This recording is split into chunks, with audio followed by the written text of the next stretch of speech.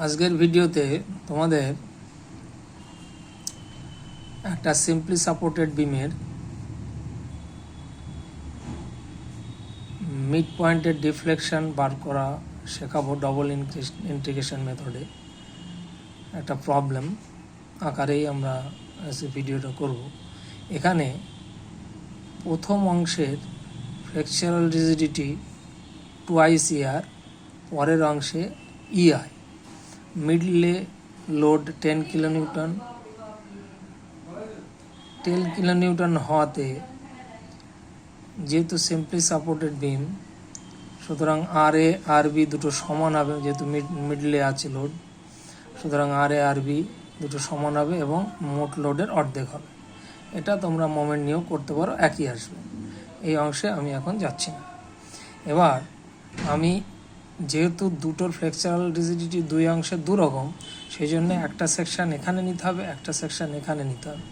তো একটা এখানে নিয়েছি অ্যাট এ ডিস্টেন্স এক্স, তো section x x from left support at a distance x from M x equal to কত 5 into x sagging moment.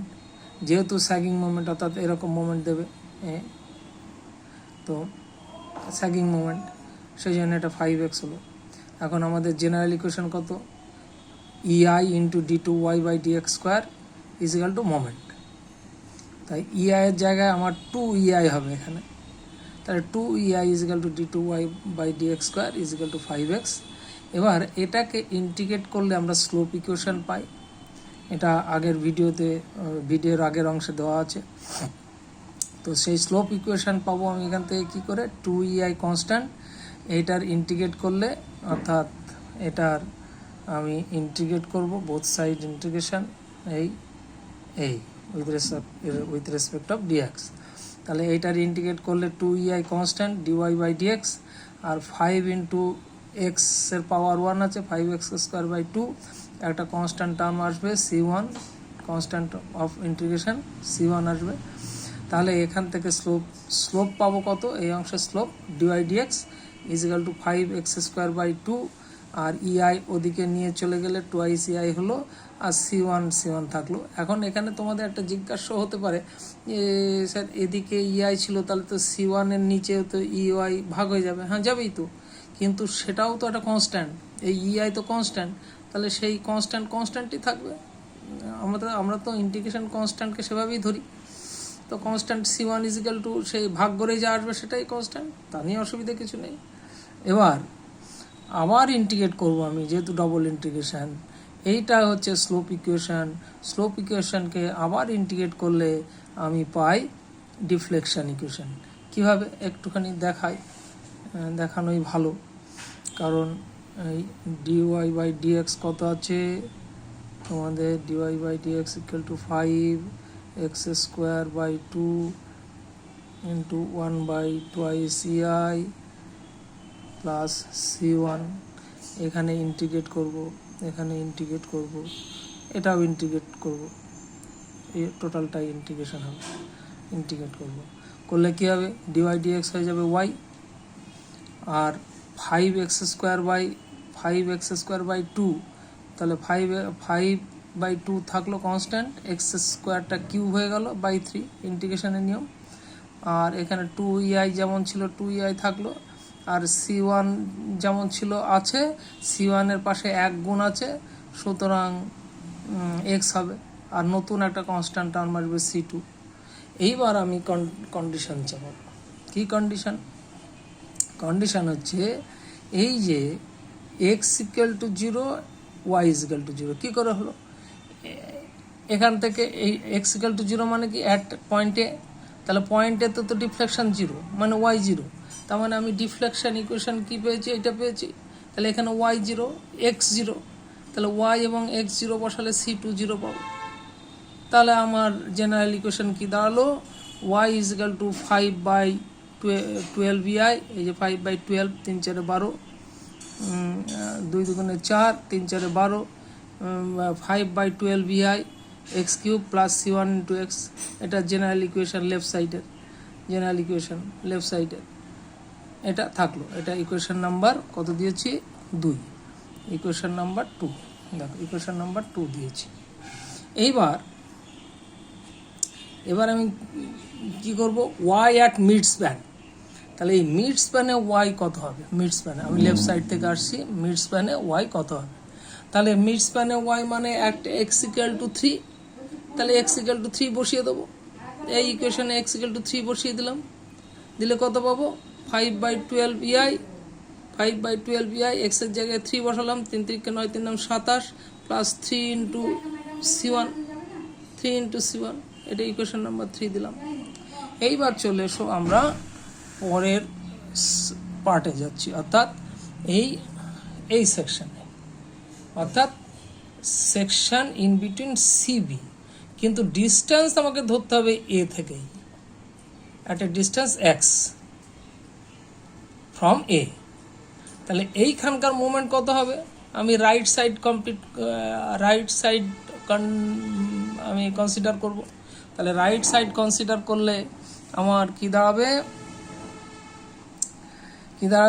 ইআই right সাইডে দাঁড়ালে কি বেন্ডিং মোমেন্ট কত দাঁড়াবে, 5 ইন্টু, এই যে 5 হচ্ছে আরবি into this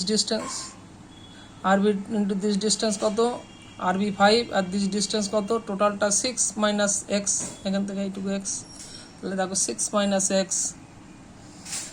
minus x into আরবি 5 টেকিং রাইট সাইড। এবার জেনারেল ইকুয়েশন কি, ইআই d2y/dx² 5 ইন্টু 6 মানে 5 6 30 minus 5 into x, 30 minus 5x। এখন আগেরটাই ছিল ইআই ফ্লেক্সুরাল রিজিডিটি, আগের অংশ ছিল 2ICI, এখন আছে ইআই, তাহলে এখানে ইআই হবে, এখানে 2EI হবে না, হলো। এবার আগের মতো নিয়ম, ইন্টিগ্রেট করতে হবে, ইন্টিগ্রেট বোথ সাইড।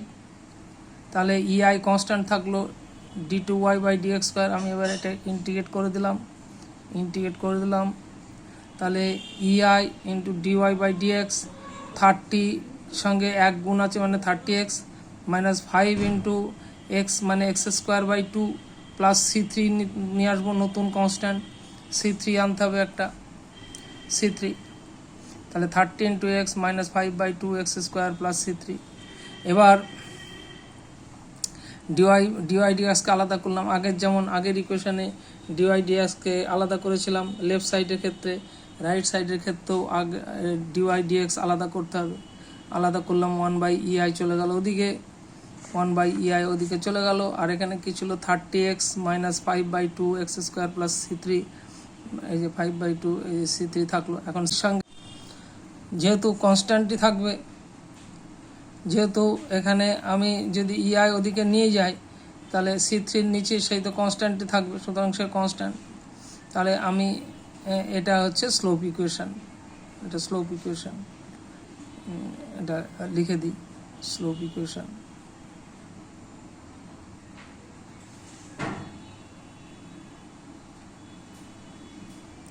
ইকুয়েশন।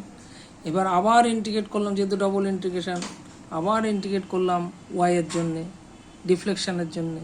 তাহলে ওয়াই ইজ ইকুয়াল টু কী দাঁড়াবে, 1/EI 30 ইন্টু x²/2 মাইনাস 5/2 থাকলো, আর x² আছে, x³/3 হলো, এখানে C3 ছিল, C3-র পাশে একটা x আসবে, আর নতুন একটা কনস্ট্যান্ট আসবে C4। ঠিক একইভাবে আগের নিয়মে যেমন করেছিলাম, মিড স্প্যানে বার করেছিলাম লেফট সাইড থেকে যেমন মিড স্প্যানে বার করেছিলাম, এখানে রাইট সাইড থেকে মিড স্প্যানে বার করব, সেখানে মিড স্প্যানের এই এক্সের দূরত্বটা কত, এক্সের দূরত্ব 3, এক্স, তাহলে x = 3 বসিয়ে দেবো, x = 3 বসিয়ে দেবো, x = 3 বসিয়ে দিলে y at mid span from right side পেয়ে যাব, ইকুয়েশান হচ্ছে এটা। তাহলে দেখো এখন কি পেলাম, আমি লেফট সাইড থেকে মিড স্প্যানে একটা ডিফ্লেকশন পেয়েছি, আবার রাইট সাইড থেকে মিড স্প্যানে ডিফ্লেকশন পেয়েছি, তো একই বিমে তো একটাই ডিফ্লেকশন হবে, সুতরাং that two deflection are equal. তাহলে আমি লিখতে পারি y at mid span from left is equal to y mid span at right, left and right সমান। এবার আমি লেফটে কত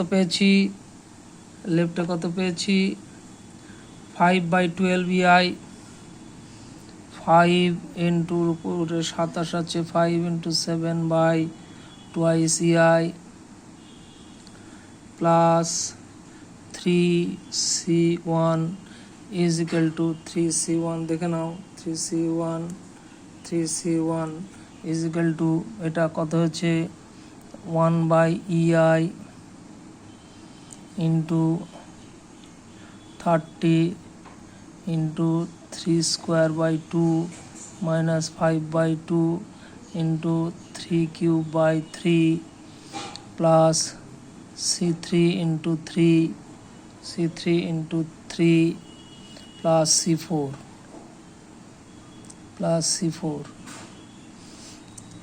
এই ইকুয়েশন পেলাম। এবার দেখে নেবে যে এই ইকুয়েশনে এই পার্টে আমার কি দেখো C4 আননোন, C1 আননোন এবং C3 unknown, C1 C4 unknown. এবার আমাকে এই C4কে বার করতে হবে, তার আগে C1 এবং C3 জেনে নিতে হবে কোথা থেকে পাওয়া যাবে। এটা পাওয়া যাবে স্লোপ ইকুয়েশন থেকে, সেই অংশে আমরা আসছি। তাহলে আমরা লেফট সাইড এবং রাইট সাইড থেকে মোট ডিফ্লেকশনের ইকুয়েশন আমরা বার করেছি, সেই দুটোকে ইকুয়েট করেছি। এই ইকুয়েশন থেকে আমরা C1 এবং C3 এইটা যদি জানতে পারি, C1 এবং C3 এটা যদি আমরা জানতে পারি তাহলে C4 পেয়ে যাব। এইটা C1 এবং C3 আমরা পাবো স্লোপ ইকুয়েশন থেকে।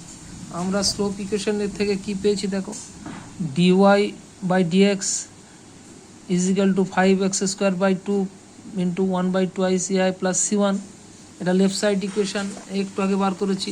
এদিকে লেফট সাইড ইকুয়েশন dy/dx, এই যে এখান থেকে পেয়ে গেছি। আবার রাইট সাইড ইকুয়েশন থেকেও dy/dx পেয়েছি, এই যে dy/dx পেয়েছি।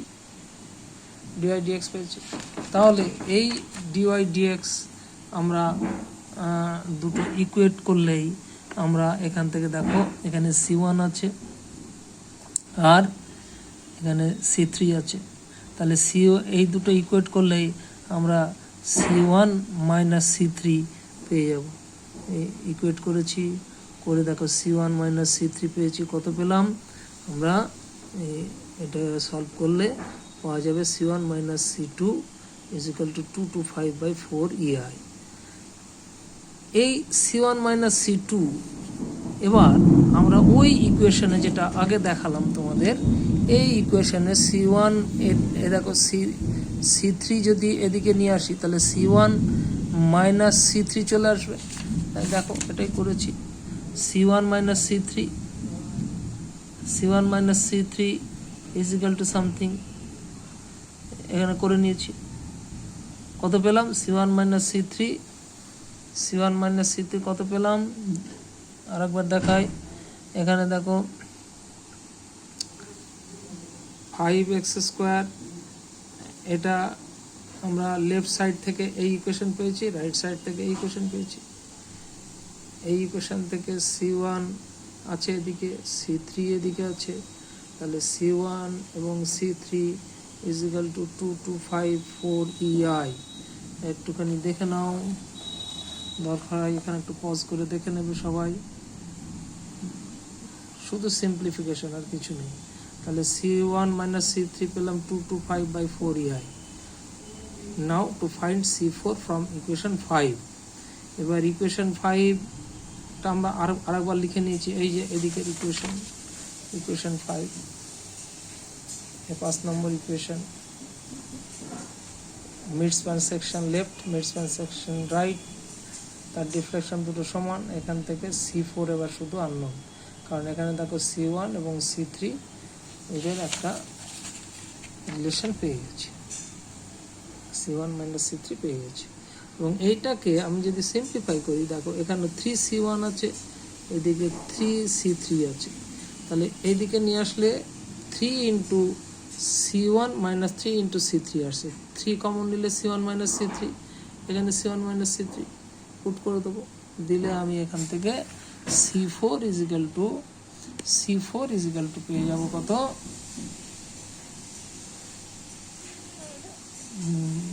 195 পেয়ে গেলাম, ওদিকে 1/EI আর এদিকে 2245/4EI, এটাকে মাইনাস 555/4EI C4। নেক্সট হচ্ছে জেনারেল ইকুয়েশন কিসের, ওয়াই এর, রাইট সাইড সেকশনের জেনারেল ইকুয়েশন। আর একবার দেখিয়ে দিই তাহলে বুঝতে সুবিধা হবে, আর একবার দেখিয়ে দিই তোমাদের, মনে আছে নিশ্চয়ই, y is equal to 1/EI 30x²/2 minus 5/6x³ plus C3x plus C4। একটু আগে C4 পেয়ে গেলে C4, put this C4 in this equation C4, তাহলে y ইজিক্যাল টু পেলাম কত, y ইজিক্যাল টু পেয়েছি আমি এইটা, এর মধ্যে C4 পুট করে দিলাম। এইবার at 6 x equal to 6 metre, মানে x তো আমার এদিক থেকে ধরা হয়েছে এই দিকে, তার মানে অ্যাট 6 মানে এই বি বিন্দুতে y কত, বি বিন্দুতে y 0, এই বি বিন্দুতে y 0, বি বিন্দুতে দেখো y 0, অ্যাড বি বি বিন্দুতে y 0, অ্যাড বি লিখলাম। তাহলে at x equal to 6, y is equal to 0 at b, তাহলে y is equal to 0, y x এর জায়গায় বসিয়ে দেবো 6, এই ইকুয়েশনে সব 6 বসিয়ে দেবে, 6 বসিয়ে দিলাম, C4 পেয়ে গেছি, C3 আননোন, তাহলে এখান থেকে C3 পেয়ে গেলাম কত, C3 পেলাম 885/-885/4 into 6 মানে 424, 24। নাও C3 পেয়ে গেছো, এখান থেকে C3 পেয়ে গেলাম, একটু আগে C4 পেয়েছি, put in the general equation of y, now find y at midspan from right side.